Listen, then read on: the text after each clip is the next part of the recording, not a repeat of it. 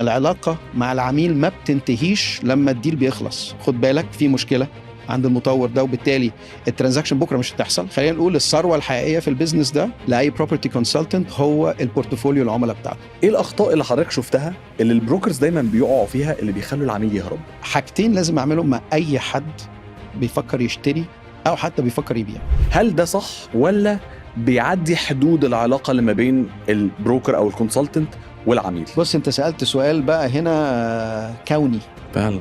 بص هي دي فيها حته سنس، يعني انا من مدرسه تانية خالص. انا مش محتاج اقنع، انا محتاج اجذب. براحتنا. طيب حضرتك وراك حاجه؟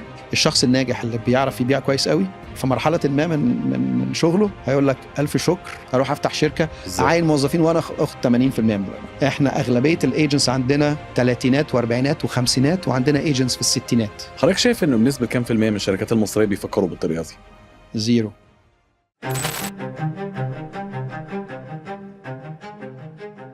المجال اللي كل الناس عايزه تشتغل فيه، بس زي كل مجال ليه الاسرار بتاعته. احنا في حلقه النهارده من ليدز كاست هنعرف الاسرار دي بالظبط، بس مش هنعرفها من اي حد، هنعرفها من ناس الخبراء في المجال اللي بقالهم كتير جدا ومؤسسين كمان المجال ده. عشان كده معانا النهارده الاستاذ خالد ناصر، مؤسس ومدير تنفيذي لشركه ريماكس مصر وكمان الامارات. مساء الفل. مساء الفل. ايه الاخبار؟ ازيك يا باسم؟ جاهز نتكلم عن كل الاسرار؟ جاهز. مفيش حاجه هنخبيها. لا ما عنديش اي مشكله. عايزين نقول كل حاجه عشان اي حد بيتفرج علينا دلوقتي يتعلم كده وياخد الخلاصه. يلا بينا. حلو قوي. زي ما قلت مجال العقارات اكيد ليه اسرار طبعا. وعلشان ابقى وسيط عقاري ناجح او بروكر ناجح او سيلز ناجح او كونسلتنت ناجح في مهارات لازم تبقى عندي علشان اقدر ان انا مش بس ابقى شغال واخد كوميشن مره وبعدها ب7 شهور، لا ابقى مستمر في النجاح ده واتميز عن اللي حواليا. ايوه. ايه المهارات دي؟ طيب هو يعني مبدئيا ممكن نتكلم في شويه حاجات بسيطه مع الكلاينت، اوكي، مع العميل اللي بيشتري او بيبيع، شويه كده مبادئ بسيطه، ونتكلم بشكل عام في الكارير علشان يبقى الكارير كله يبقى ناجح، مش مجرد مرحله او تجربه وما نجحتش بعد كده.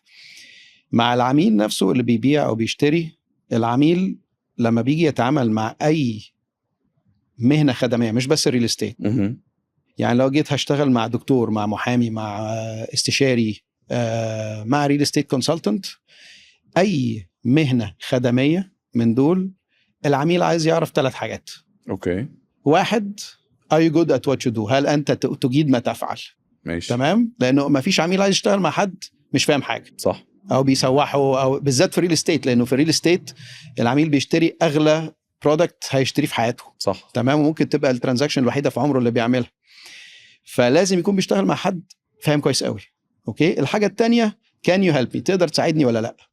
انت ممكن مثلا تكون كويس جدا في اللي انت بتعمله، بس انت مشغول، انت مش فاضي، مركز في منطقه تانية غير اللي انا انترستد فيه. تمام، فانا عايز اعرف ان انت كويس في اللي انت بتعمله، وعايز اعرف ان انت هتقدر تساعدني. الحاجه الثالثه do you care about me؟ هل انت خايف على مصلحتي ولا لا؟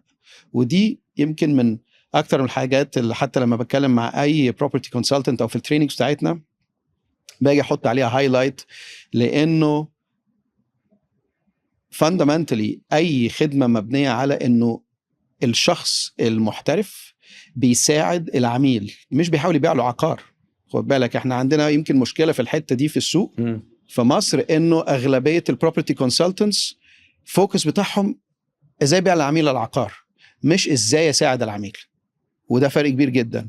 تمام، لو انا النهارده عندي اسره بتشتري بيت عشان يسكنوا فيه، فانا المفروض يبقى كل الفوكس بتاعي ازاي اساعد العيله دي ان هم يجيبوا احسن حاجه باقل سعر في اسرع وقت وانسب حاجه ليهم وللاسلوب الحياه اللي هم بيدوروا عليه، مش ان انا بقى عندي مشروع بحاول بس ابيعه واخلص منه. فده في الاساس لازم اكون انا بشتغل على مصلحه الكلاينت اللي بيشتغل معايا. يعني بالبلدي كده مش اللي هو هم يكون على كوميشن وخلاص، لكن همي بجد اللي انا اعمل علاقه مع الكلاينت. هو بص، ما ده تكمله بقى الفكره ازاي ابني كارير ناجح. تمام، بيعه الريل استيت يمكن هي اسهل حاجه في الموضوع، وشغلانه الريل استيت بروكرج دي بيخشها الاف من الناس زي ما اكيد المجتمع كله شايف. تمام، ولكن مش كل الناس بتنجح، الاغلبيه بتفشل. الغالبيه بتفشل وبيبقى عندهم struggles كبير جدا، لانه الاغلبيه بيبقى مركز على ازاي اعمل كوميشن بسرعه. تمام. والاغلبيه بيركز ان انا النهارده قابلت عميل عايز ابيع له البيع، اخد الكوميشن وخلصت العلاقه مع العميل. الناس ما بتستوعبش انه اكشلي في البيزنس ده، علشان هو بيزنس معتمد عليا انا كشخص بقدم خدمه لكلاينت، فانا ده بيزنس علشان اكبر فيه ده معتمد بنسبه 100% على سمعتي في السوق. صح. والورد اوف ماوث عليا من اي عميل. النهارده عميل خلصت معاه ترانزاكشن، تمام، العميل ده بعد كده هيبعت لي بيزنس تاني ولا لا، هيبعت لي صديق او هيبعت لي قريب، ولا هيعمل معايا ترانزاكشن تانية السنه الجايه، هيفتكرني لما يفكر في ريل استيت، ولا هيبقى بيفتكرني دايما بحاجه وحشه لما يفكر في ريل استيت. فاهم قصدي؟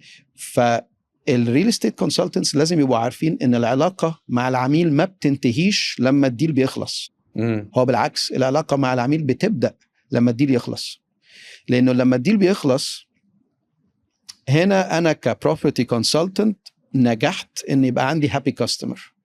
فلما يبقى عندي هابي كاستمر هو ده احسن مصدر للورد اوف ماوث عليا او الماركتينج عليا، وبالتالي هنا اقدر ان انا ابني البايب لاين بتاعي بدل ما انا قاعد دايما بملاه بمجرد ستراجلينج في السوشيال ميديا، اعمل اعلانات وناس ما تعرفنيش، او البايب لاين بتاع جوجل بتاعي شكله مش كويس وبصرف فلوس كتيره جدا لكن ليدز جايلي مش كواليفايد. انا لما بكسب عميل والعميل ده بيجيب لي مثلا اخوه او صديقه او كده يشتري معايا، بيجولي وانا عندهم ليفل كبير من الثقه فيا كبروفيشنال كونسلتنت اقدر اساعدهم، وهنا بقدر ان انا املى البايب لاين بتاعي بشكل هيلثير وابني كارير بتاعي ناجح. اوكي، يعني احنا قلنا كده من النقط ان واحد سمعته كبروكر او كونسلتنت تبقى كويسه، ودي بتيجي من العلاقه اللي بتنشا او بتطلع ما بين عمليه البيع الاولى اللي بتحصل ما بين البروكر والكلاينت. بالظبط. ايه تاني؟ دايما يفكر ان انا اكسب الكلاينت ما اكسبش كوميشن. يعني طول ما هو بيفكر ازاي اكسب كلاينت الكوميشن هتيجي حتى لو ما بعتش. ودي بتبقى قرارات صعبه. يعني ما هديك اكزامبل، مثلا جه مثلا في كيس فور انستنس، انت النهارده معاك كلاينت عايز يشتري وشاف بروجكت معين وعجبه البروجكت وهيشتري بكره، اوكي، وانت اكسايتد ان انت هتاخد كوميشن بكره حلو قوي، اوكي، جيت بالليل عرفت انه في مشكله عند المطور ده، اوكي، او عند البايع ده، اوكي، والبايع ده ممكن تبقى مشكله حاجه في الورق القانوني بتاعها، تعثر مثلا مع في الدليفريز، ايا كان، عرفت بالليل قبل ما الديل هيتم بكره ان في مشكله. هنا عندي حاجه من اتنين، يا اما هبلغ العميل بتاعي اقول له خد بالك في مشكله عند المطور ده وبالتالي الترانزاكشن بكره مش هتحصل، فمش هاخد عمولتي، اوكي، ويا عالم لو جيت اشتغل معاه في حاجه تانية او اوجهه في حته تانية هيقفل الديل معايا او هيقفل، ما انا عندي ريسك خلاص. ما دام الديل ما اتقفلش بكره يبقى رجعنا تاني ان بقى عندي ريسك، ممكن يقفل الديل معايا او ممكن لا، او ما اقولوش واخلص الديل بكره. فهنا عندي اختيار، اكسب الكوميشن ولا اكسب الكلاينت. صح. طبعا احنا لما بنيجي مثلا ادي اكزامبل زي كده في التريننج او قاعد مع اي بروبرتي كونسلتنت واقول له حاجه زي كده، اوتوماتيكلي يقول لي لا طبعا هكسب العميل وهقول له الحقيقه. بس اغلبيه الناس في الواقع لما يبقى بكره مثلا هياخد كوميشن 200,000 جنيه، اوكي، هيفكر فعلا بجد 100 مره قبل ما يقول له الحقيقه. صح. فاهم قصدي؟ وهنا دي اللي بتبقى حته صعبه. النهارده انا اشتغل على الكارير بتاعي واللونج تيرم، الاسم بتاعي واستثمر فيه، حتى لو انا تنازلت عن الكوميشنز بعض الاحيان عشان ابني اسمي، ولا انا بجري ورا ان انا اكسب كوميشنز بسرعه ومش فارق معايا ابني اسمي. وبنشوف اغلب الناس اللي بتفشل او ممكن يعملوا شويه ترانزاكشن لكن ما بيقدرش يكمل في الكارير بسبب ان هو بيركز ازاي اكسب بسرعه كوميشنز لكن مش اكسب ازاي كلاينتس. خلينا نقول الثروه الحقيقيه في البيزنس ده لاي بروبرتي كونسلتنت هو البورتفوليو العملاء بتاعته، دي الثروه الحقيقيه. كونكشن. صح. مش مهم عندك قد ايه بروجكتس، عندك قد ايه ليستنجز، هو عندك قد ايه كلاينت بيس بيشتغلوا معاك واسمك شكله عامل ازاي في الماركت.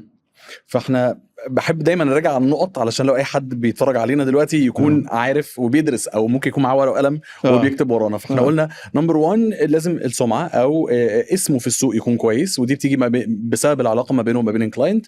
الامانه، وما يكونش الهدف ان انا اكسب الكوميشن لكن الهدف يكون ان انا اكسب العميل. ايوه. بس هي بتبقى صعبه، خلينا نبقى صعب. حقيقيين مع بعض. 100%. يعني الفلوس بتزغلل كده في للأسف. الكوميشن بتزغلل قدام عين الواحد. ازاي اللي انا اقدر اللي انا اسستم نفسي انه لا مش مشكله دلوقتي الفلوس، لكن المهم العميل؟ بص، هي بتختلف من شخص للتاني ما بين وضعه المادي، ثقافته، مبادئه في الحياة.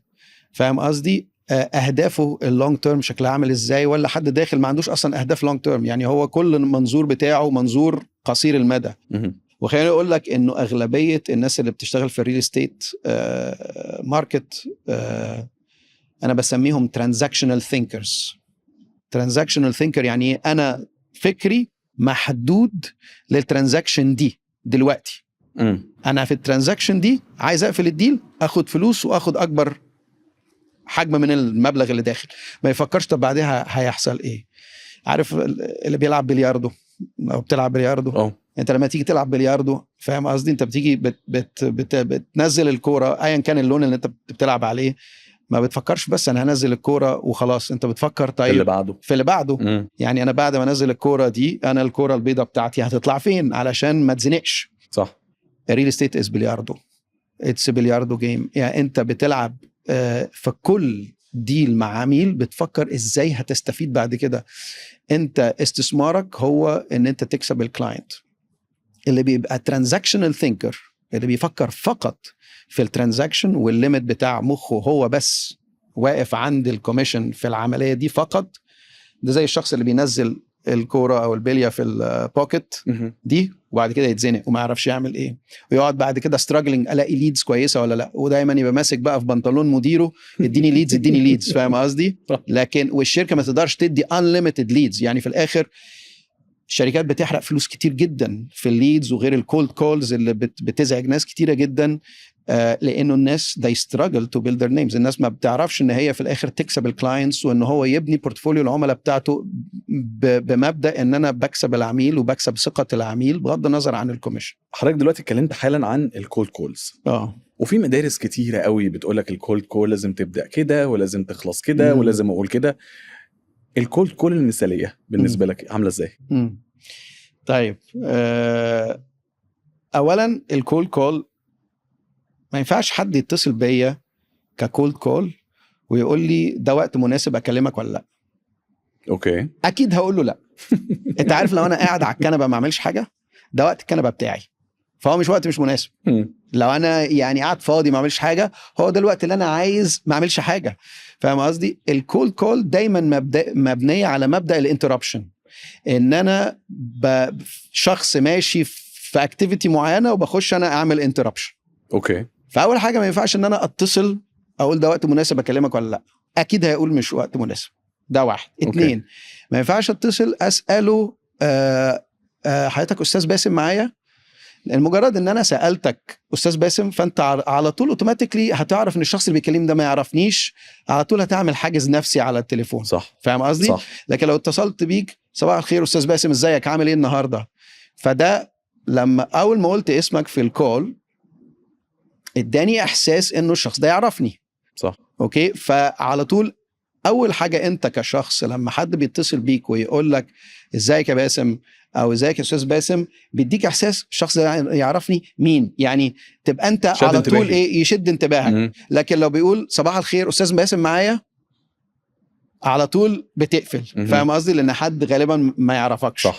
فاهم قصدي؟ وغالبا انت عارف غالبا most likely it's a cold call. تمام. بلس انه النهارده انا اول حاجه في الكولد كول لازم اقول اسم الشخص طبعا. اوكي. تاني حاجه I assume it's a good time. ما تعملش الافتراض ان ده وقت، او ما تسالش اصلا ده وقت كويس ولا لا، انت خش في الموضوع. اوكي. تالت حاجه قدم نفسك على طول. انا خالد ناصر من شركه ريماكس، يعني عشان ما يقعد يفكر مين ده وبيلعبني جيمز ولا لا. رابع حاجه اديله سبب يتكلم معاك، يعني مش مجرد مثلا بيجي لي انا كولد كولز، بيتعمل عليا كولد كولز طبعا زي بقيه الشعب كلنا. تمام. ويكلمني واحد ظريف ويقول لي حضرتك انا عندي مشروع مش عارف ايه، حضرتك مهتم؟ اكيد مش مهتم، بس خلاص خلصنا الموضوع. فاهم قصدي؟ واغلبيه الناس بتقول على طول مش مهتم. تمام. لكن لو انا جيت اديتك سبب حقيقي، مثلا يعني مثلا ممكن تبقى عارف ان في الفتره دي تحديدا مشكله معينه عامله قلق لكل الناس في الريل استيت اندستري. اوكي، ممكن اقول لك مثلا انا مثلا حضرتك ناس كتيره دلوقتي بتسال عن الموضوع الفلاني، انا كنت حابب ان انا اتكلم معاك واعرفك عن ايه اللي بيحصل اكشلي في السوق. ايه رايك نتقابل وندردش في الموضوع لو انت عندك وقت، واحكي لك على الحته دي وانت اتس اب تو يو تعمل فيها ايه. في واحد هيقول اوكي وفي واحد هيقول لا طبعا. بس هي الفكره ان انا احاول ادور، انا عايز اعمل رابور مع الشخص، عايز ابني كده علاقه سريعه، فعندي ثواني ابني العلاقه دي، فيا اما اشد انتباهه بحاجه ممكن هو يبقى مهتم بيها، او انا عارف انه في الوقت ده ناس كتيره جدا مهتمه بالتوبيك ده، تمام، يا اما هيبقى صعب عليا ان انا ابني الحته دي. وبعدين لو قال لي انا حابب اعرف عن الموضوع ده، يبقى انا على طول اقول له طب ايه رايك ان انا اعدي عليك يوم الثلاث الساعه 2 بعد الظهر. فاهم قصدي؟ على طول اخش وادي له ميعاد، احدد له الميعاد، ما بقاش قاعد مثلا طب تحب مثلا نتقابل امتى، فهيخليه يقعد يفكر. صح. طب والله تبص كلمني بكره وبعدين نتفق، فاهم؟ عشان بس ابقى اشوف الجدول بتاعي. هنا هنخش في الايه، اني بحاول اطرده عشان اخد منه ميعاد ومش هيحصل. ده لو رد تاني. ده لو بالظبط، ده لو رد تاني. لكن هنا انا بخش على طول محدد ميعاد، اوكي، والميعاد لو مش مناسبه ابقى عندي بلان بي، الميعاد التاني.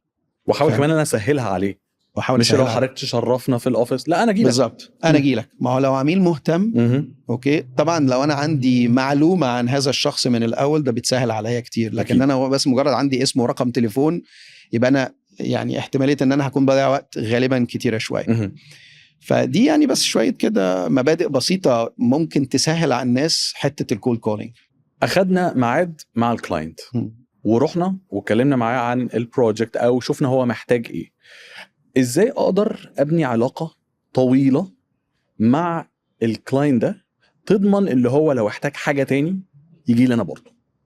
طيب، حاجتين لازم اعملهم مع اي حد بيفكر يشتري او حتى بيفكر يبيع، اوكي، قبل ما انزل اشتغل معاه في اي حاجه.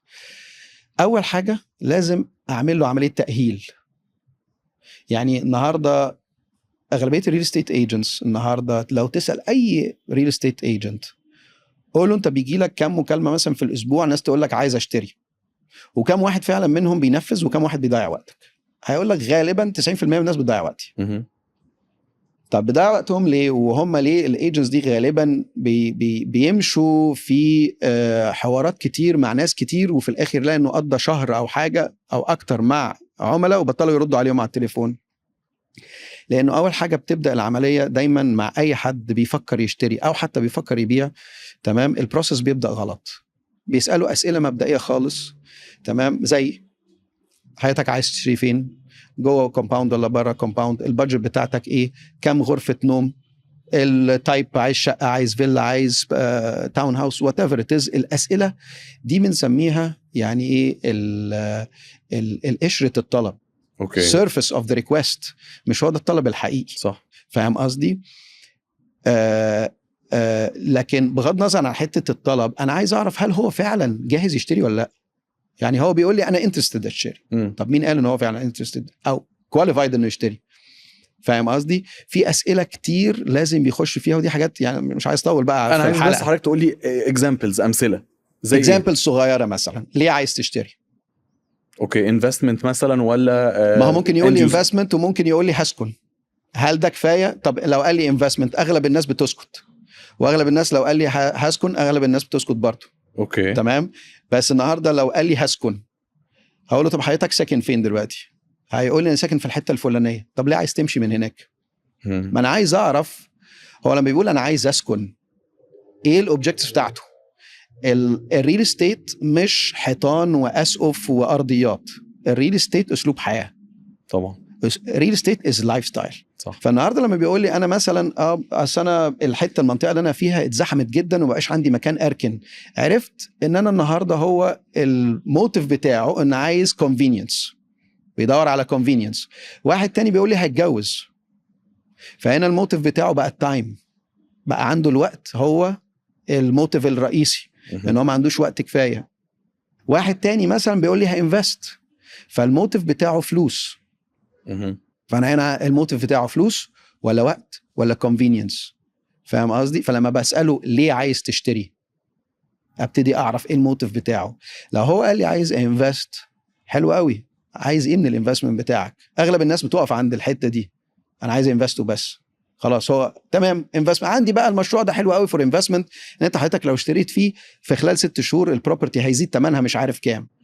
تمام، ده يعني سوري طبعا مش عايز اقول الفاظ خارجه لكن دي بتبقى ردود يعني ضعيفه جدا، بتبين انه الكونسلتنت اللي بيرد مش فاهم فعلا يعني ايه ريل ستيت انفستمنتس. تمام. لكن النهارده انا لما ابتدي اتكلم مع حد عايز ينفست والدرايف بتاعه فلوس، تمام، بخش في حوار اوكي تفصيلي عشان اعرف ايه اهداف الانفستمنت بتاعته. هل هي لونج تيرم انفستمنت؟ هل هو النهارده عايز عائد سنوي؟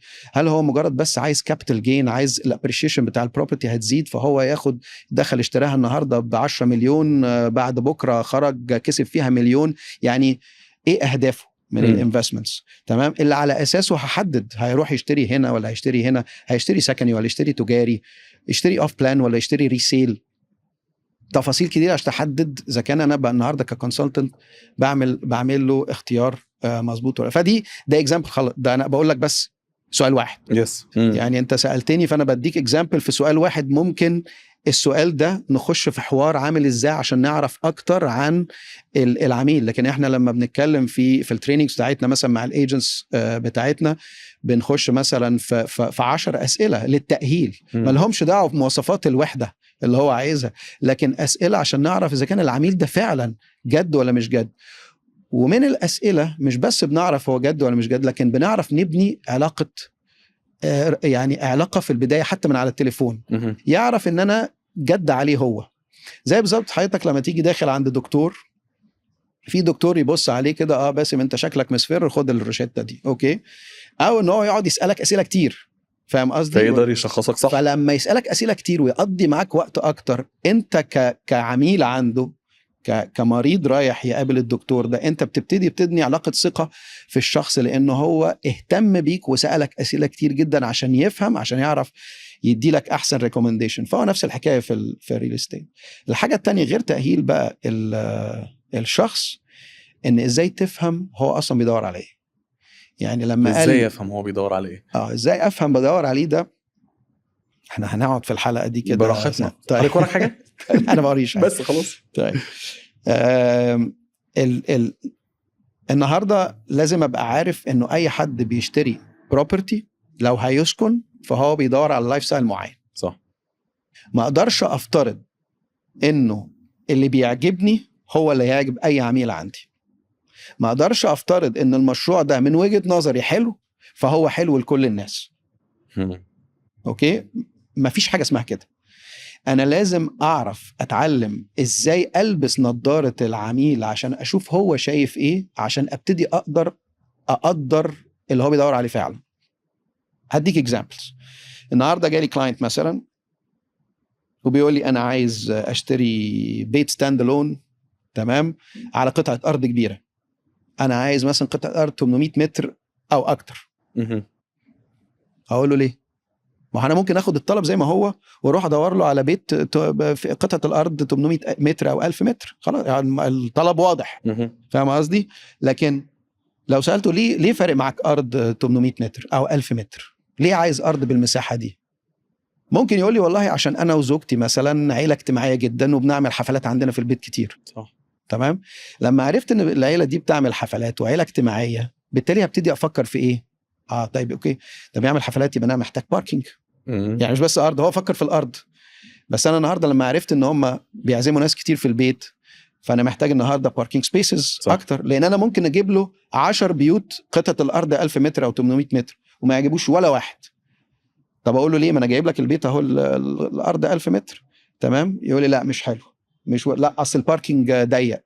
باركينج ضيق، طب ايه المشكله؟ ما انت عايز ارض 1000 متر. فاهم قصدي؟ فهمت. بس لو انا فهمت ليه هو عايز ده، لو النهارده حد قال لي انا عايز اسكن في كومباوند، الكومباوند يبقى فيه سكيورتي كويسه، انا بالنسبه لي سكيورتي ممكن يعني لو انا مدام في بوابه وفي 2 بتوع امن وكلب جريفون واقف بيهوى على الباب، يبقى انا ده امن. تمام. لكن ممكن اخش في كذا كومباوند وفي بالنسبه لي سكيورتي واقفه، تمام، ويقول لي لا ده وحش وده وحش ولا السكيورتي مش كويس، الميجرز بتاعته على السكيورتي مختلفه عني. لو جيت قلت له ليه فارق معاك السكيورتي، قال لي اصل انا مثلا بشتغل في السلك الدبلوماسي، وانا مثلا بحتاج تامين معين. هنا فكره السكيورتي اختلفت خالص. ان فكره ان انا النهارده كومباوند مجرد في واحد قاعد بتاع امن بدفتر وبيعدي اي حد، تمام، ده شيء، وان عندي مكان متامن بشكل مظبوط، اوكي، علشان الناس ممكن الدبلوماسيين مثلا يكونوا موجودين فيه، ده حاجه تانية خالص. صح. فانا ممكن الف معاه كل الكومباوندز الموجوده في المنطقه اللي هو مهتم بيها، وما يبقاش فيه غير كومباوند واحد هو اللي ينفع.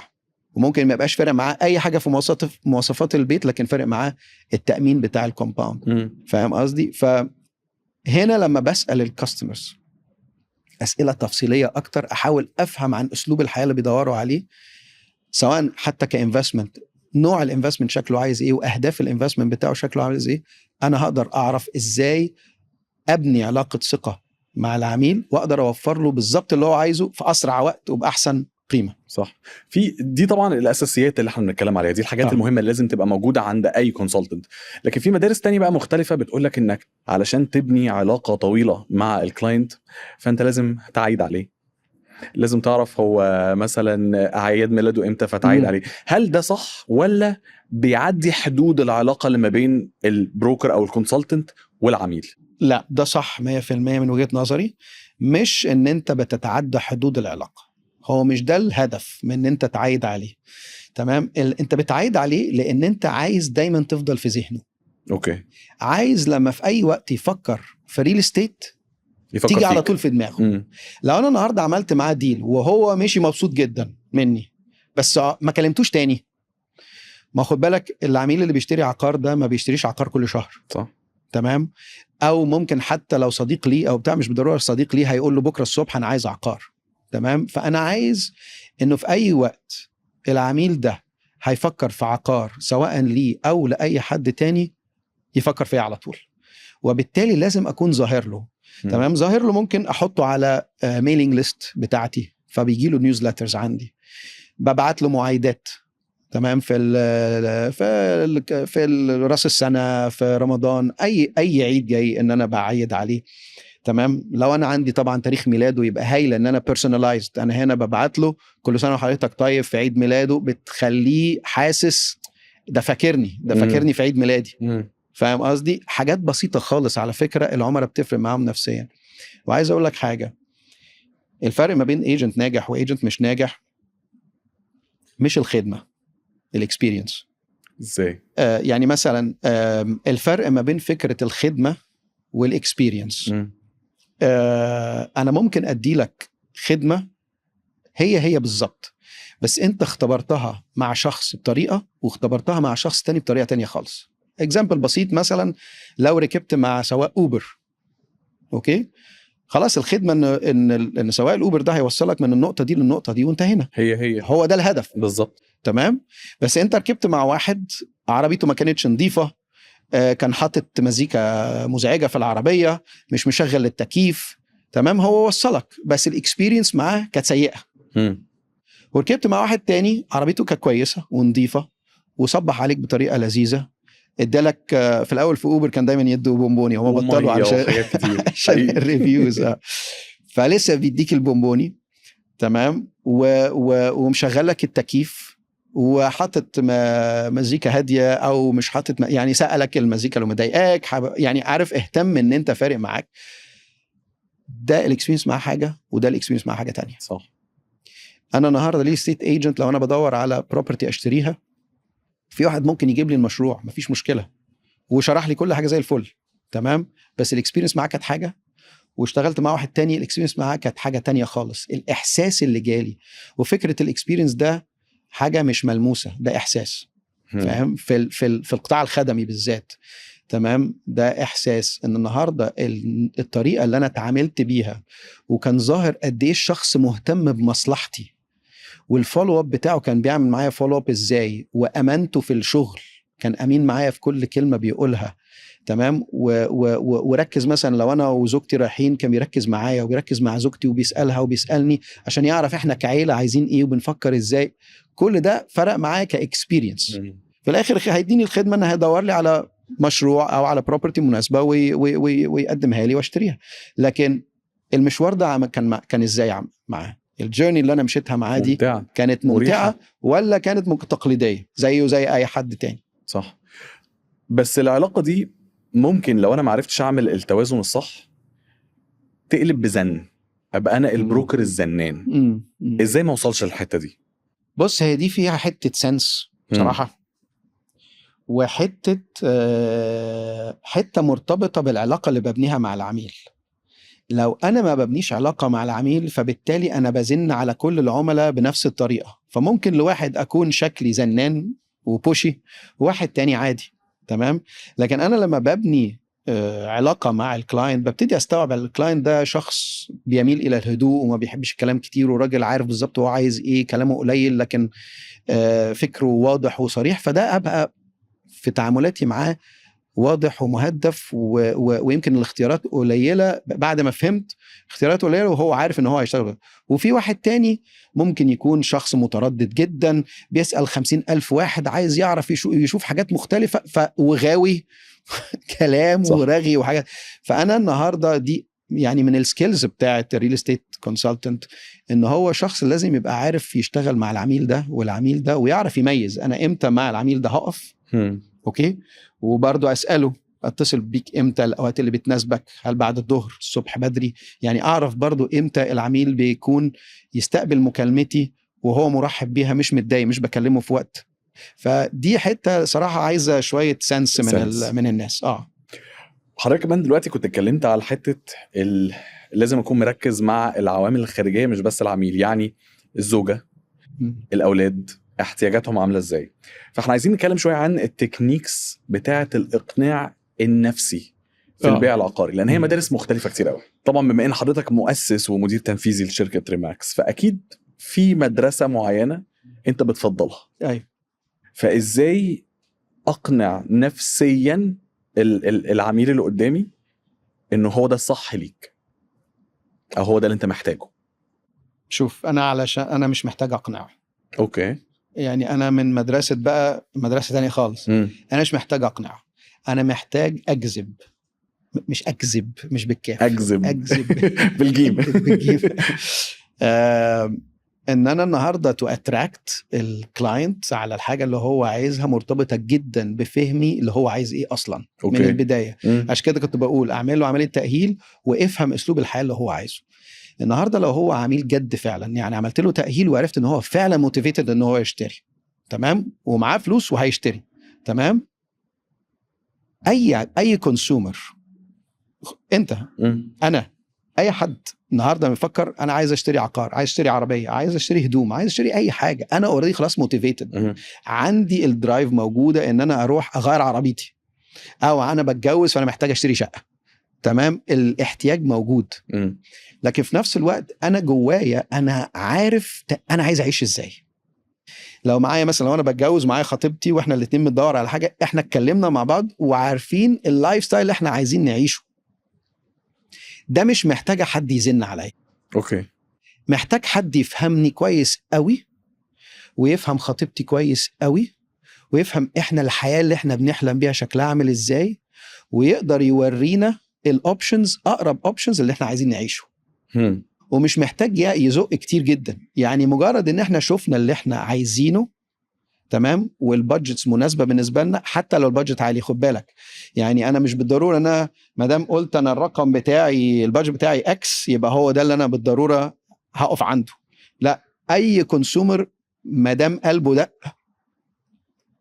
هيتجه على الاتجاه ده، وممكن يقرص على نفسه في انه يعلي البادجت لو قلبه ده. اصل في مدارس مختلفه زي ما قلت لحضرتك. في مدرسه مثلا بتقول انه لو الكلاينت جايب معاه خطيبته زي المثل اللي حضرتك قلته او مراته، اجذب مراته او خطيبته، مش هو ذات نفسه. لو جايبين معاهم الاولاد اجذب اولاده، وبعد كده اجذب مراته، هو هياخد دي كروت ضغط بقى. دي كروت صح ضغط. اصلا ولا غلط؟ صح طبعا. طبعا. يعني انا لما بشتري اي بروبرتي تقريبا مراتي نسبة 80%، لانه في الاخر يعني بالنسبة انت بتعمل ده كزوج عشان في الاخر مراتك وولادك يبقوا مرتاحين. فانت مش هتروح لو انت بتشتري عقار بهدف السكن مش هتروح تشتري حاجة مراتك وولادك مش مبسوطين عليها. فاهم قصدي؟ ففعلا دي اكيد نقط مهمة مع اي حد بيدور لحاجة بالذات في السكن.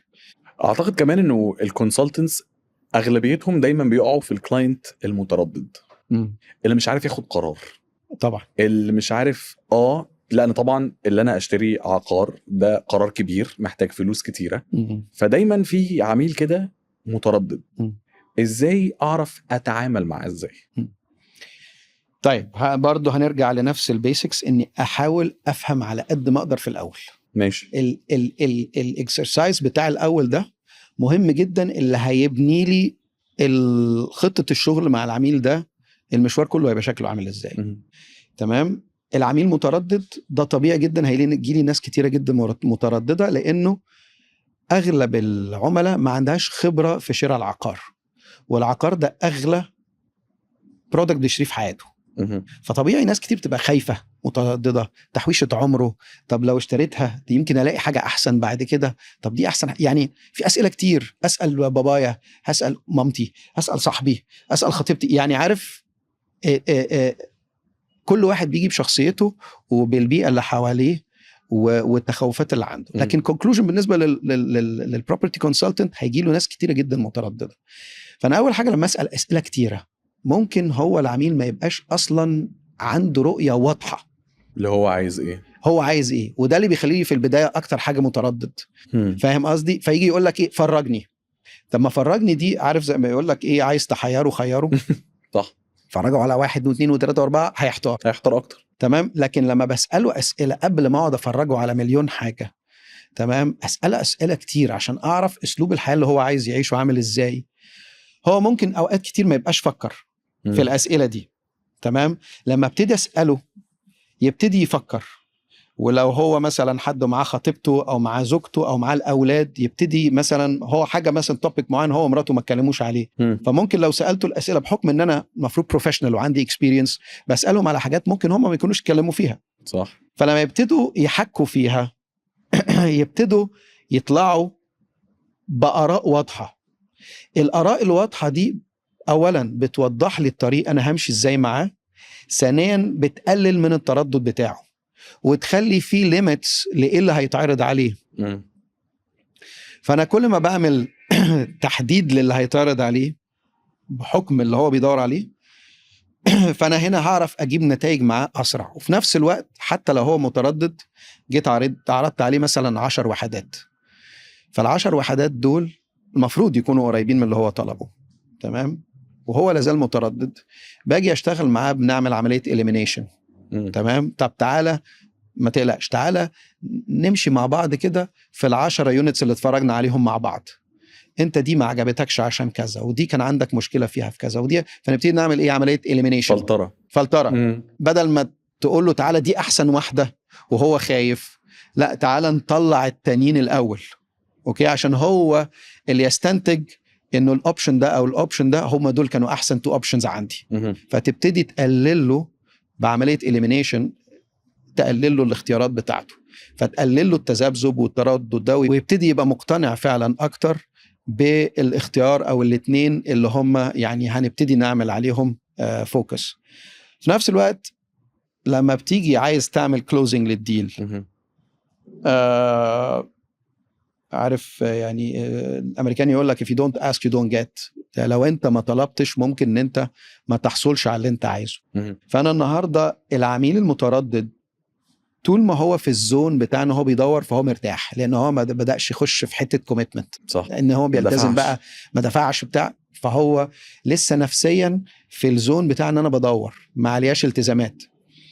انت عايز تخليه يعدي كوبري من الناحيه، من الزون بتاعت ان انا بدور للزون ان انا بدات دخلت في ايه، في عرض مالي، وابتديت اتكلم في الفلوس وكده. ففي حاله الريسيل يعني لو حاجه لسه فيها تفاوض وكده، فهنا بتقول له طب تعالى نبتدي نحط عرض. تعال نبتدي نتناقش في السعر، ونتناقش في طرق الدفع، ونتناقش في تفاصيل الوحده والورق القانوني. فيقول لك لا بس انا لسه عايز اشوف كذا وعايز اشوف كذا وعايز اشوف كذا. ممكن ان انت توري له كام حاجه ليميتد جدا، بس لازم تبقى ليميتد، ولازم تبقى عارف انت ليه عايز تشوف تاني. لان هو لو دخلك تاني فانا عايز اشوف زياده، هنخش في لوب ما بتنتهيش. صح. ممكن اللوب دي ما تكونش بسبب ان هو محتار، ممكن بتبقى بسبب ان هو اصلا مش مؤهل من الاول. اوكي. لو انا ما عملتوش تأهيل من الاول ممكن يبقاش جاهز بالفلوس. فهو ماشيني معاه شهر، وعشان هو يديني ايه يكسب وقت تاني، فيقول لي طب فرجني تاني. مستني مثلا عنده واحده بيبيعها وما اتباعتش فالفلوس مش جاهزه، فيقول لك طب فرجني تاني. فمش بالضروره ان هو متردد، هو ممكن يبقى مش جاهز. صح. بس انا ما عملتش تأهيل من البدايه. وجايز يبقى متردد، بس ممكن التردد ده يكون هو بياخد رأي شخص معين، مثلا بيثق مثلا في رأي والدته او في رأي صديق معين، فهو مستني صاحبه ده يجي يتفرج عليها قبل ما هو ياخد قرار فيها. بس ده كان جزء من التأهيل برضه، مين اللي هياخد معاك القرار. ففي حاجات كتيرة جدا مرتبطة بالتأهيل علشان في الآخر ما يقفش عندي الموقف ده. ولو أنا عملت التأهيل عندي في الأول كويس ومشيت مع المشوار كويس وفهمت طلبه فعلا وبعمل إليمينيشن في الآخر، بقدر ان انا اشجعه تعالى نبتدي نحط عرض مالي. وانس دخلنا في الزون بتاع ان احنا بنحط عرض مالي وبدأنا نيجوشيشن، بيبتدي هو نفسيا دخل في الحتة بتاعت ان انا بشتري. فاهم؟ خرجت من التدوير وبقيت بشتري. فما دام دخلت في حتة بشتري خلاص، طب ممكن يكمل بقى معايا، وهنا فرصة التردد بتقل معايا. انا حاسس ان حته التاهيل دي مهمه جدا، وناس كتيره قوي ما بتفكرش فيها، لان هي مش بس بتساعد الكونسلتنت اللي هو يفهم العميل عايز ايه، لكن هي اوقات كتيره بتساعد العميل نفسه يفهم هو عايز ايه بالظبط. فحته التاهيل دي مهمه قوي. هنتكلم برضو طبعا عن حته الريسيل فور شور بالتفاصيل اكتر. بس ايه الاخطاء اللي حضرتك شفتها اللي البروكرز دايما بيقعوا فيها اللي بيخلوا العميل يهرب؟ ان انت تحاول تبيع له اي حاجه.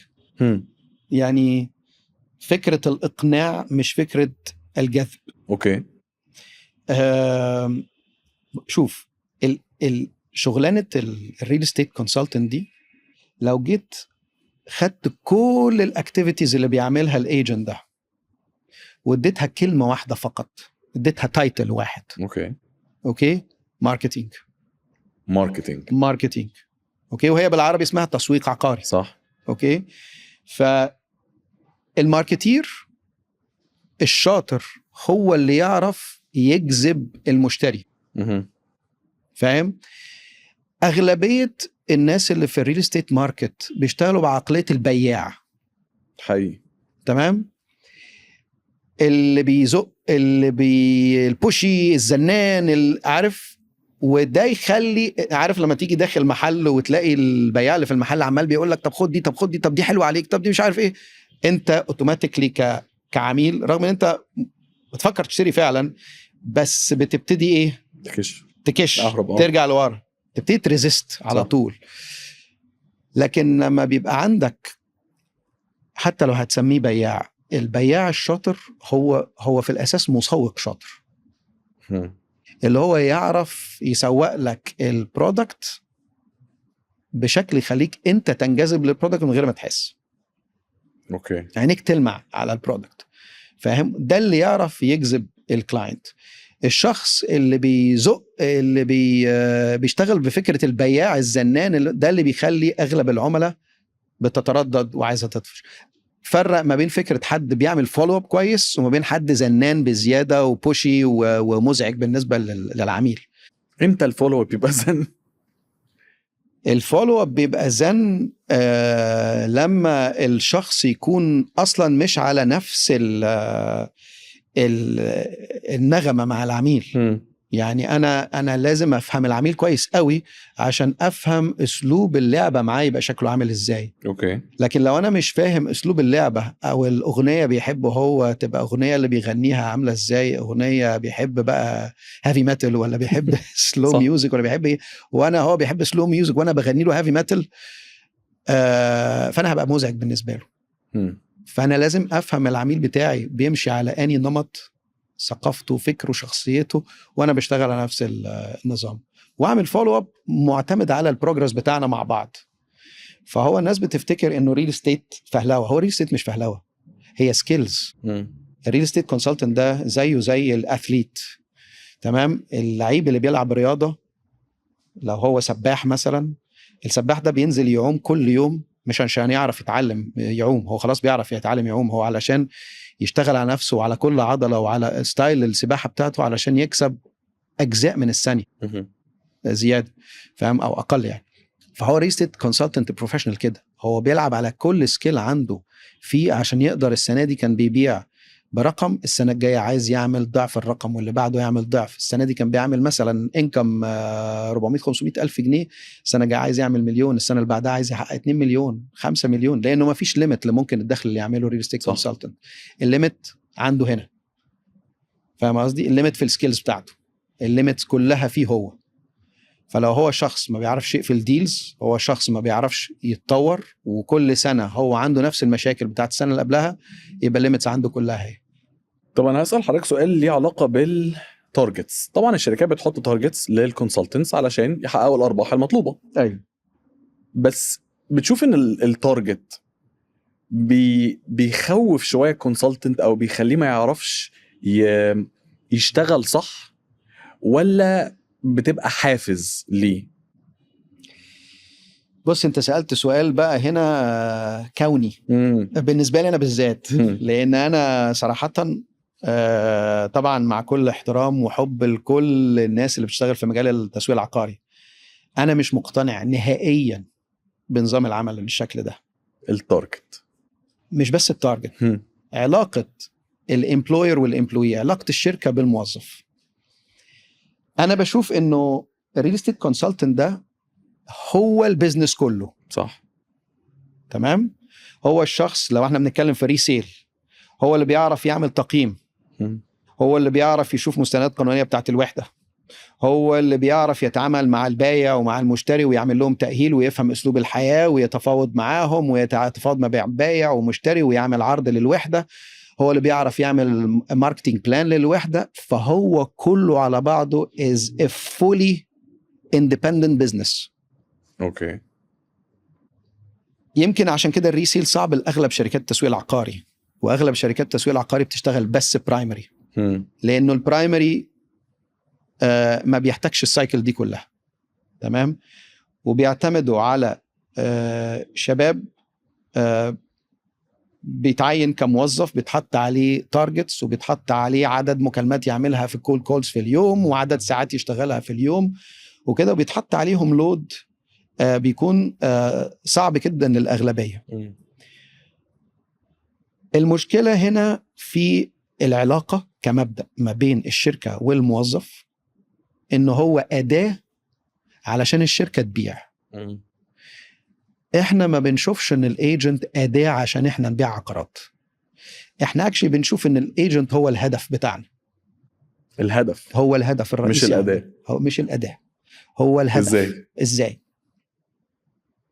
شوف، أنا هرجع شوية كده أشرح مشكلة في القطاع ده كله عشان بس أشرح لك ليه هو بالنسبة لنا الإيجنت هو الهدف. أوكي. كل شركات التسويق العقاري في بلدنا بتعاني من تيرن اوفر الريل استيت ايجنتس. ما اعرفش لو حضرتك يعني ملم بالقطاع واكيد يعني عندك اصدقاء، وما اعرفش اشتغلت في الموضوع ولا لا، لكن كل شركات الريل استيت بتعاني من تيرن اوفر اوف ايجنتس. صح. تمام. ناس بتيجي وتروح، ناس تيجي وتروح، والايجنتس بيعانوا من شركات الريل استيت انه الكارير باث بتاعه جوه الشركه محدود جدا. يعني انا وفوقي صاحب الشركه، فهكبر لفين؟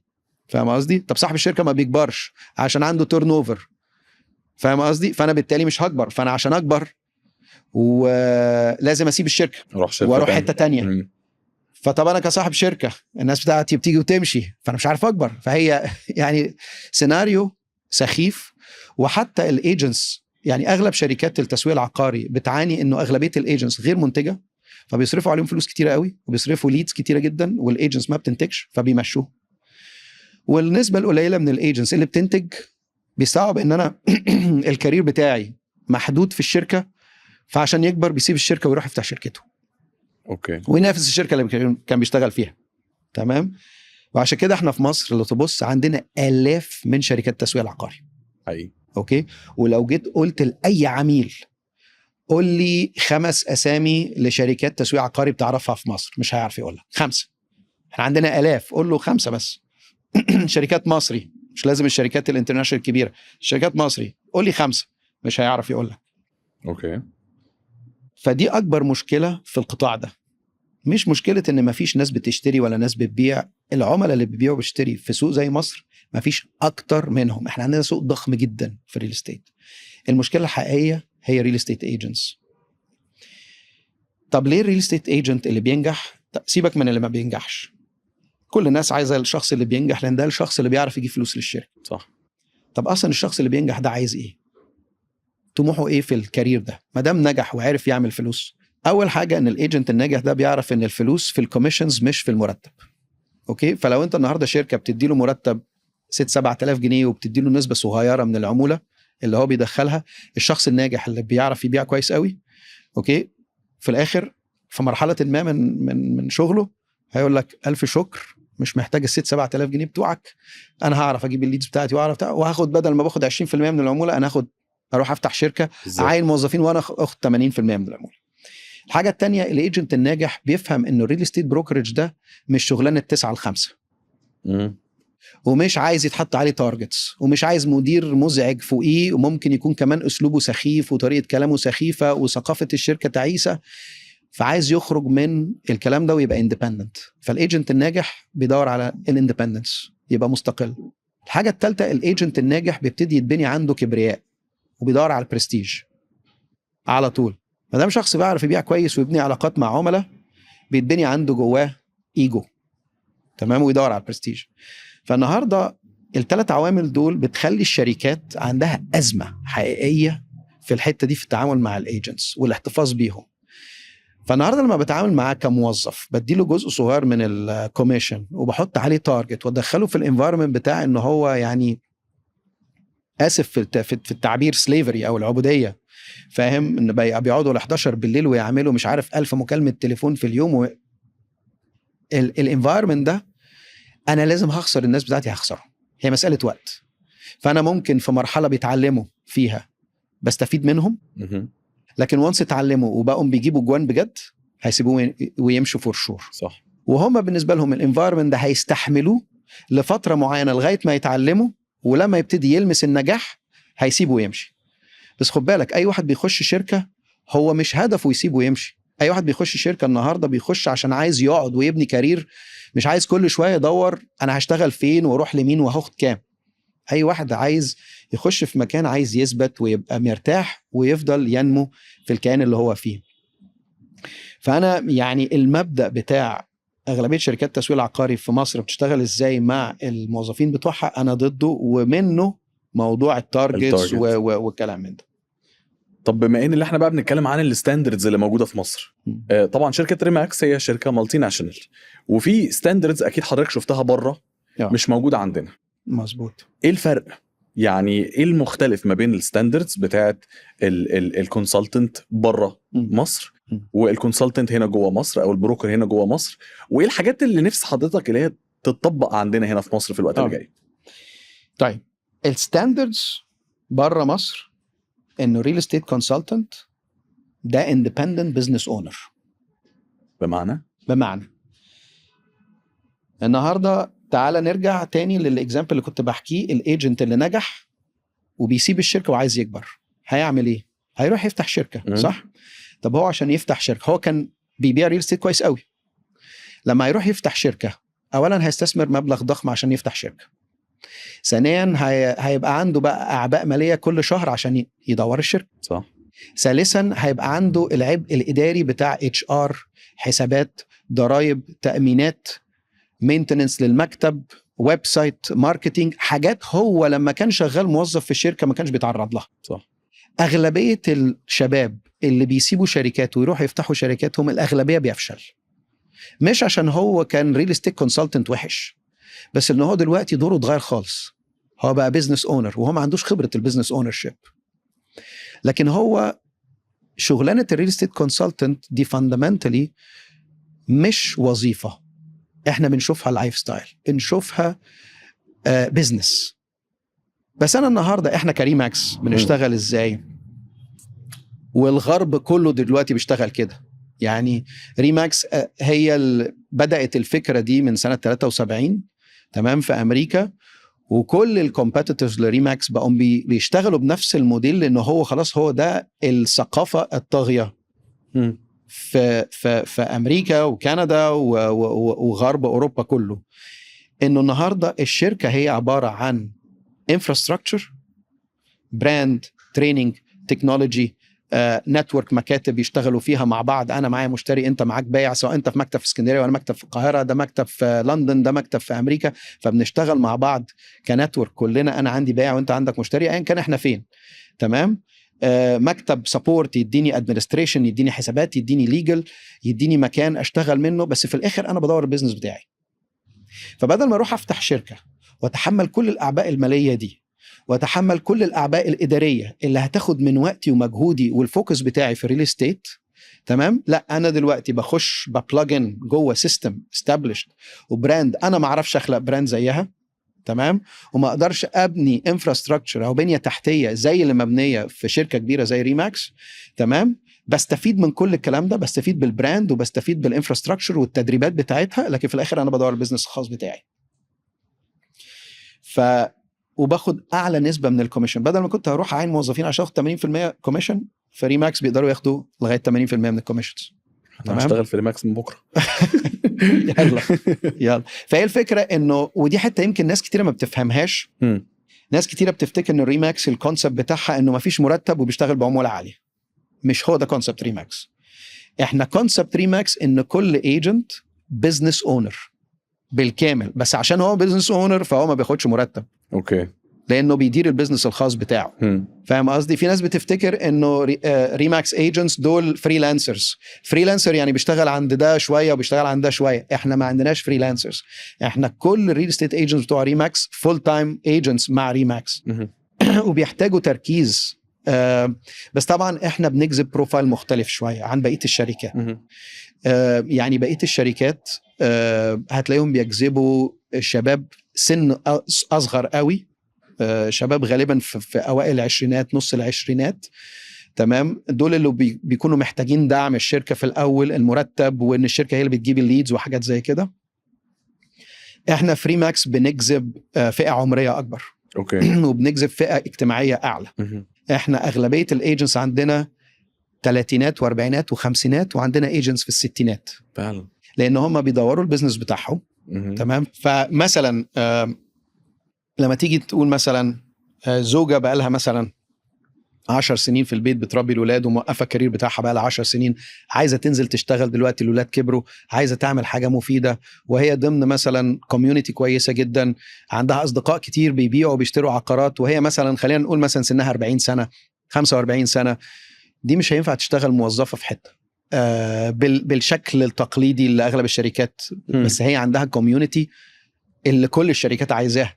فاهم قصدي؟ وفي نفس الوقت هي عايزه فلكسبيليتي، عايزه ترجع لاولادها في مواعيد معينه، عايزه تنزل تشتغل مع العملاء في مواعيد معينه.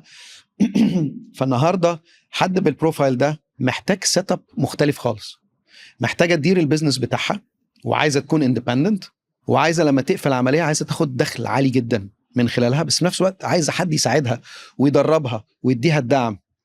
فاحنا بالنسبه لنا بروفايل زي ده بيبقى وين وين، هي بتستفيد جدا واحنا بنستفيد جدا. عندك بروفايل تاني مثلا حد كان بيشتغل مثلا مدير في بنك، عنده 50 سنة، مدير فرع في بنك، فطول عمره مثلا بيشتغل كوربريت بانكينج، تمام. فده بيجي عنده لستة عملاء كتير، بنى معاهم علاقات سنين طويلة، ونفسه يخش في الريل استيت، بس ما عندوش اكسبيرينس، ما يقدرش يروح يفتح شركة ريل استيت لوحده، هو ما عندوش اكسبيرينس، وما يقدرش يروح يشتغل موظف ويتحط عليه تارجتس ويقول له تعالى من الساعة 10 الصبح للساعة 11 بالليل وتكلم لي تعمل 1000 مكالمة، ما تقدرش. بس في نفس الوقت الشخص ده اسيت، تمام. هو عنده باور معين، هو محتاج ايه؟ محتاج اللي يوجهه، محتاج اللي يساعده، محتاج اللي يديله النوليدج، ومحتاج اللي يديله التولز.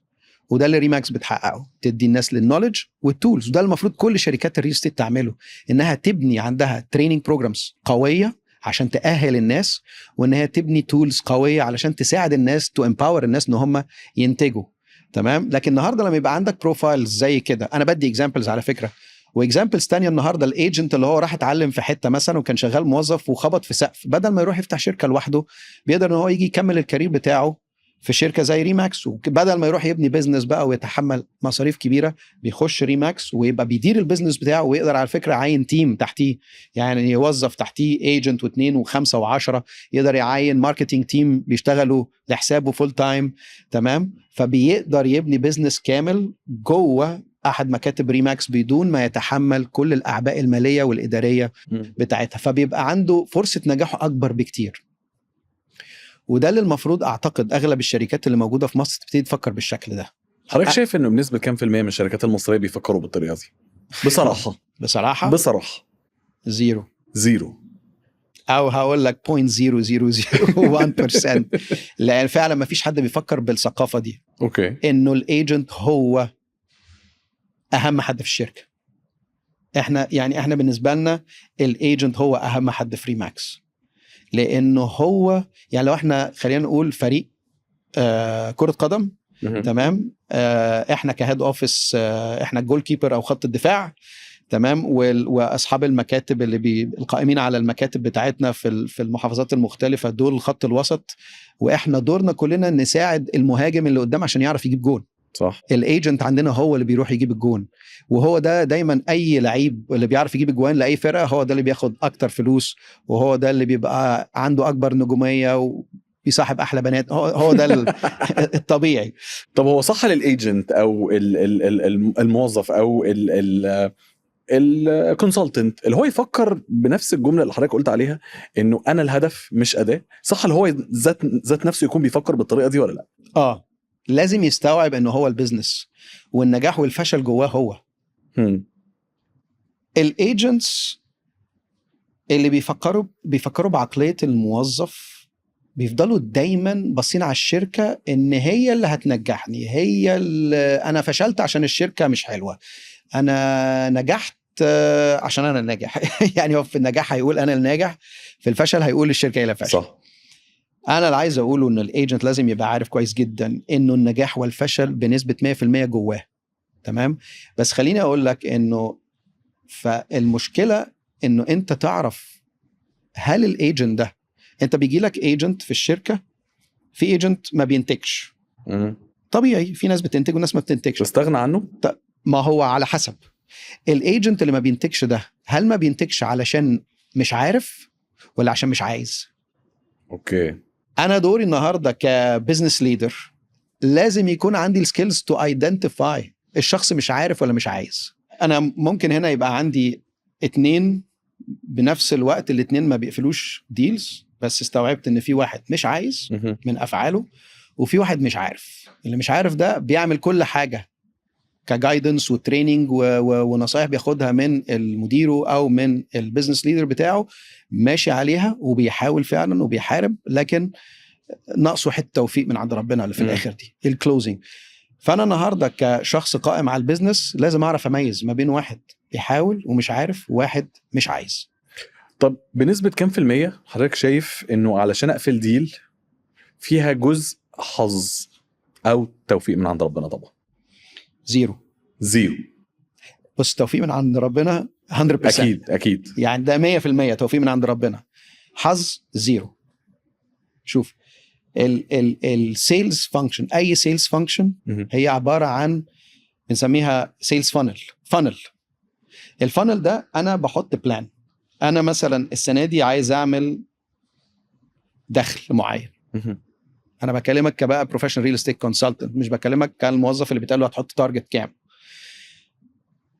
البروفيشنال كونسلتنت النهارده بيبتدي يفكر انا السنه دي عايز اعمل مبلغ، ده الدخل اللي انا عايز ادخله لنفسي، وانا بشتغل في المنطقه الفلانيه، فالمنطقه الفلانيه دي متوسط سعر الوحده او العموله اللي هتخش قد كده، معناها ان انا لازم السنه دي اعمل مثلا 20 عمليه اوكي عشان احقق الدخل ده. ال20 عمليه دول عشان احققهم لازم يكون عندي كام كونتراكت مع كام عميل، هي نسبه وتناسب. صح. تمام. طيب عشان اجيب الكام كونتراكت ده محتاج اعمل كام ميتنج، محتاج اعمل كام مكالمه تليفون، محتاج اعمل ماركتينج قد ايه. هو سيلز فانل، هي ما فيهاش حظ، اوكي، هي فيها استراتيجي وفيها بلان. لازم يكون عندي البلان من البدايه، واكون انا دلوقتي، انا قلت لك في وسط الحلقه، قلت لك البيزنس ده is purely marketing business. فانا فاندمنتلي ابقى عندي القدره ان انا اعرف ازاي اعمل ماركتنج عشان اطلع عدد الليدز اللي انا محتاجها، اللي هتكونفرت معايا لمكالمات تليفون، اللي هتكونفرت معايا لاجتماعات مع عملاء، اللي هتكونفرت معايا لعقود او ريكوستات، اللي هتكونفرت معايا لديلز كلوزد، وهي في الاخر كونفرجن ريتس. فاهم قصدي؟ وانا النهارده كبزنس ليدر لما بشتغل مع الايجنتس بتوعي ابتدي اشوف الكونفرجن ريت بتاعك. مثلا والله انت الكونفرجن ريت بتاعك من الماركتنج لعدد المكالمات النسبه ضعيفه جدا، ممكن عندك مشكله في الماركتنج بتاعك. اوكي. لو لقيت الكونفرجن ريت بتاعك من عدد الميتينجز للكونتراكتس قليل، يبقى انت عندك مشكله في الاجتماعات بتاعتك مع العملاء، ما بتظهرش مظهر مظبوط، ما بتقدرش تكسب الثقه معاهم، فبالتالي مش ناس كتيره بتمضي معاك كونتراكتس. فاهم؟ لو لقيت الكونتراكتس للكلوزنج للكلوز ديلز الكونفرجن قليل، ببتدي اعرف ان ممكن تاخد مثلا وحدات اوفر برايست كتير مثلا. اوكي. فاهم قصدي؟ او ما بتعملش تسويق للوحدات بتاعتك كفايه، الماركتنج بادجت بتاعتك ضعيفه. فانا النهارده كبزنس ليدر لما بشتغل مع اي ايجنت، الايجنت ده زي ما بقول لك هو اثليت. تمام؟ ايه السكيلز بتاعته والمشاكل بتاعتها ايه، ونبتدي نشتغل عليها. فالموضوع ما فيهوش حظ. اوكي. الموضوع is purely plan وسكيلز بتتبني، وكل شخص يفضل يشتغل على السكيلز بتاعته علشان يحقق البلان بتاعته. انا مبسوط جدا بالكلام اللي بيتقال وعايز اتكلم اكتر واكتر، بس عايز بقى في الوقت اللي جاي اركز شويه على حته الريسيل. في الوقت اللي فات اخدنا بالنا انه في اوفرز كتيره جدا بتنزل علشان يصلحوا البرايس الغلط اللي كان نازل من الاول، وده طبعا اثر على الريسيل. اثر عليه ازاي؟ اثر عليه بقوه. انت هنا بتتكلم في الريسيل بتاع الاوف بلان بروجكتس، مش الحاجات اللي متسلمه. الحاجات اللي متسلمه وضعها مختلف، لكن هنتكلم برضه عن الحاجات المتسلمه. شور. لكن العملاء اللي دخلوا في 23 و24 اشتروا كم من العقارات ودخلوا في التزامات ماليه عاليه مش قادرين ان هم يعني يلتزموا بالاقساط بتاعتهم وكده، وبيحاولوا يعملوا ريسيل، دول بقى اعدادهم ضخمه جدا. فالنهارده بقى معروض كتير جدا ريسيل، وفي نفس الوقت المطور بقى بيعرض تيرمز احسن من المعروض في الريسيل. فعمل طبعا تحدي كبير جدا للعملاء اللي بتحاول تعمل ريسيل، وهيعمل تحدي كبير جدا برضو عند المطور لما ناس كتيرة تبتدي تتخلف عن الدفع وما تدفعش، الكاش فلو بتاع المطور يبتدي برضو يتأثر، هيبقى عنده مشكلة في البيع. فهي صراحة دايرة صعبة جدا. لكن المطور انا فاهم، المطور هو لازم يبيع، وهو علشان مش هيقدر ينزل في السعر عشان يعني كأنه ما بيضرش اللي اشترى معاه في الفيز اللي قبليها. ولكن لما بيفتح التيرمز بتاعت الدفعات بدل ما كانت 8 سنين بقت 12 سنة بنفس السعر او حتى زيادة بسيطة، لكن في الاخر انت لما بتفتح التيرمز ل 12 سنة الاقساط على 12 سنة او 10 سنين، انت النهاردة شوف احسب بقى فوائد البنك وحط النت بريزنت فاليو بتاع الفلوس، هتلاقي ان هو في الاخر عامل ديسكاونت على ثمن الوحدة كبير. فبتخلي النهاردة اللي بيعمل ريسيل وضعه صعب جدا ان هو يعمل ريسيل. بالاضافة ان في بعض الديفلوبرز بيحطوا شروط في العقود تمنع الريسيل في مدة معينة. صح. فأي حد صراحة داخل يشتري في أي مشروع لازم يفكر 100 مرة قبل ما يخش الكوميتمنت ده. و يعني طبعا في الايجنتس دورها انها عايزه تبيع، وايجنتس كتير تقول له تعالى وخش واشتري وكمان 6 شهور هتفليب وهتعمل مش عارف نسبه كام على الفلوس. لازم تفكر كويس جدا، ولازم تسال اكتر من شخص، ولازم تشتغل مع ايجنتس امينه. الشغلانه الريل استيت ايجنت دي شغلانه معتمده على الامانه بنسبه كبيره جدا، لانه بيدي نصيحه لشخص هيخش في كوميتمنت سنين لقدام ويحط ممكن تحويشه عمره. تمام. والشخص ده لو مش امين ممكن العميل يتعثر بشكل عنيف بسبب عدم امانه الناس. طب الكونسلتنت او الايجنت الريسيل مش البرايمري، هل في متطلبات معينه لازم تبقى فيه غير الايجنت او الكونسلتنت بتاع البرايمري؟ زي ايه؟ زي ان هو لازم يبقى شاطر جدا في الماركتينج. اوكي. الايجنت اللي بيشتغل برايمري على لونش فيز وخلاص، ده مهمته سهله، لانه اولا الديفلوبر بيكون اوريدي عامل كامبينز ضخمه جدا طبعا.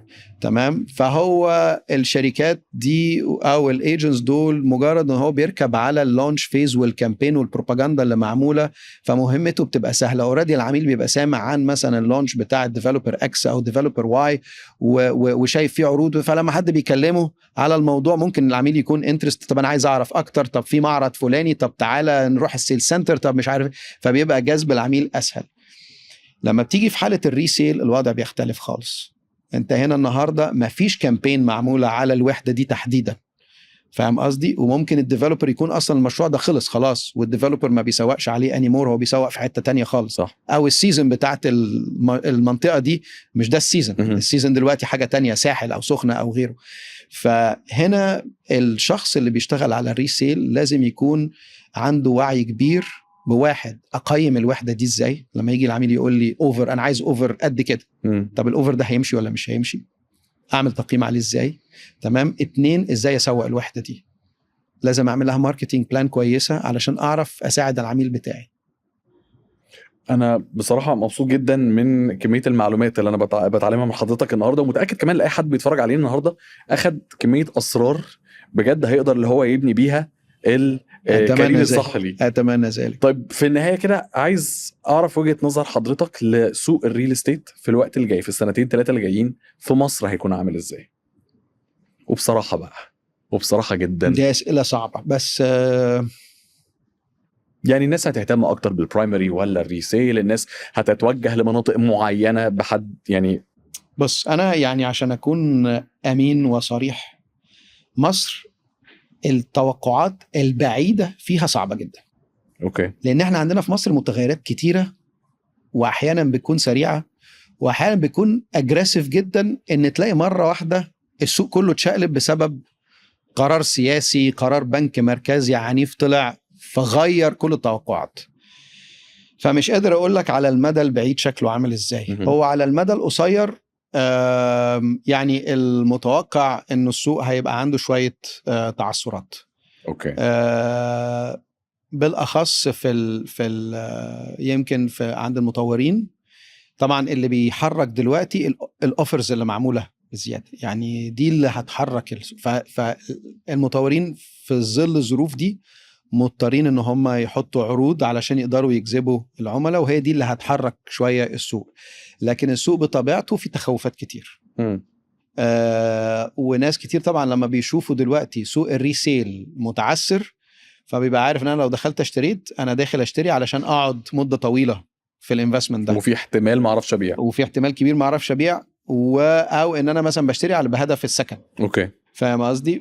فبتخلي دخول الى حد كبير دخول اضطراري، او حد عنده الامكانيات الماديه ان هو يخش ويقعد مده طويله ما عندوش مشكله. لكن الناس اللي هي بتعمل المضاربات السريعه في الظروف دي مش هيخشوا في الظروف دي. فالسوق هيبقى فيه شويه تعثرات، بالذات انه كمان اسعار الوحدات زادت جدا، ان بقينا دلوقتي السعر متقارب من اسعار مثلا سوق زي دبي. فبقت عملاء كتير النهارده لو عميل عايش في السعوديه ولا في الامارات ولا في امريكا ولا بتاع، ابتدى يقول طب اشتري في مصر ولا اشتري مثلا في دبي. اوكي. عميل حتى في مصر ابتدى يقول طب انا لو هدفع الاقساط دي وهدفع قيمه العقار ده، طب ما بدل ما اخد عقار مش متشطب بالقيمه دي واستلمه كمان 4 سنين والكومباوند في حته بعيده جدا ومش ساكنه، طب ما انا اروح اشتري يونت مثلا في حته زي دبي، وهعرف ان انا استلمها متشطبه، واعرف ان انا اجرها بسرعه واعمل اير بي ان بي وكلام زي كده. صح. فبقى دلوقتي في مقارنات ما بين الاستثمار في العقارات في مصر وما بين حتت تانية، لانه السعر ارتفع. فده برضو بقى يحط تحدي كبير على انا كايجنت المشاريع بتاعتنا. اقدر اعمل ايه في الوقت اللي جاي في ظل الظروف اللي ممكن تبقى صعبة، علشان اضمن ان انا افضل مكمل، افضل بنجح في الفيلد بتاعي؟ انا كايجنت اعتقد لازم في الظروف دي ادرس المشروعات كويس قوي. يعني لو هشتغل مثلا برايمري مشروعات، لازم ادرس المشروعات كويس قوي وانقي كويس قوي المشروع اللي هشتغل عليه. يعني ما اخدش اي مشروع وخلاص. وحتى في الريسيل اقدر ان انا اجمع انفنتوري ريسيل كويس قوي. شوف، طول ما انا عندي مشروع كويس وانفنتوري كويس انا هبيع حتى لو في الظروف صعبه. الناس اللي بتلم ليستنجز وخلاص، فاهم قصدي، بيتعثروا في البيع وبيتعثر العلاقات مع العملاء اللي بيشتغلوا لهم، لانه السوق بوضع صعب وانا واخد عقارات اوفر برايست مثلا. طب في ظروف زي كده لا، ما اخدش عقار اوفر برايست، صح. ما اخدش عقار في موقع سيء جدا، ما يعني مش قابل للبيع او انه مش جاذب للاستثمار او للشراء. ما اخشش في مشروع مثلا البيمنت تيرمز فيه وحشه، او اسم المطور مجهول، او ما عندوش يعني مثلا سابقه اعمال كويسه، او المشروع برضو مش جذاب. يعني انا مثلا بشوف كتير مثلا من المسوقين اللي بيشتغلوا على المشاريع، هو حتى الماستر بلان مش عارف يقراها كويس. فلما بيجي عميل مثلا، خلينا يجي مثلا عميل مهندس، يعرف يقرا الماستر بلان كويس، ويعرف بقى بالظبط المفروض الشمس تبقى فين، والبلكونه فين، والليفينج روم فين، والهواء فين وكده، ويجي يسال الايجنت والايجنت مش عارف، فمش عارف يسوق المشروع صح. فادرس المشروع بالتفصيل كويس جدا عشان تعرف تقارن المشروع ده كويس، تبقى عن قناعه عارف كويس جدا ليه المشروع ده كويس وليه المشروع ده مش كويس. وركز على المشاريع الكويسه، وركز على المطور اللي عايز يشتغل مع الايجنت. في مطورين مش حابه تشتغل مع الايجنتس، تمام؟ فانت اشتغل مع المطور المشجع اللي عنده اليات بيع كويسه، وعنده سيلز تيم شاطر ومركزين ومفتحين عشان يعرفوا يساعدوك في الشغل مع العملاء بتاعتك، وفي نفس الوقت تكون مقتنع ودارس كويس قوي المشروع، وعارف كويس قوي ان المشروع ده فعلا فرصه كويسه للكلاينت حتى في الظروف الصعبه. طيب، اعتقد انه كميه معلومات، كميه اسرار، كميه حاجات عرفناها النهارده من مستر خالد ناصر، طبعا مؤسس ومدير تنفيذي لشركه ريماكس مصر والامارات، وبتعرفوها بس في ليدز كاست. اكيد في اسرار تانية في الحلقات الجايه.